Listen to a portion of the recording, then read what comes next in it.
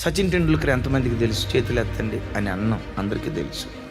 ఆయన అంటారు క్రికెట్ దేవుడు అంటారు. అంత గొప్ప ఆటగాడు అవటానికి కారణం ఏంటో తెలుసా?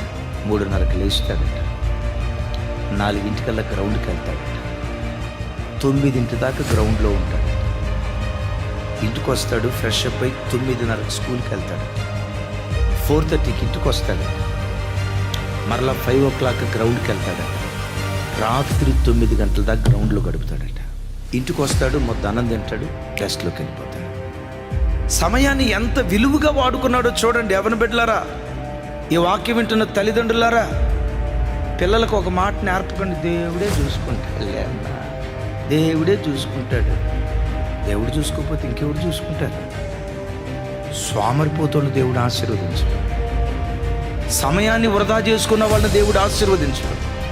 దేవుడిచ్చిన విలువైన సమయాన్ని వృధా చేసుకొని చేయాల్సిన సమయంలో చేయాల్సిన పనులు చేయకుండా విచ్చలవిడిగా బ్రతుకుతూ, గమనించండి, సమయాన్ని అంతా పాడు చేసుకున్న తర్వాత దేవా నేను ఎంత ప్రార్థన చేసినా నా కొడుకుని ఎందుకు కనికరించలేదు? బంగారం కంటే విలువైంది సమయం.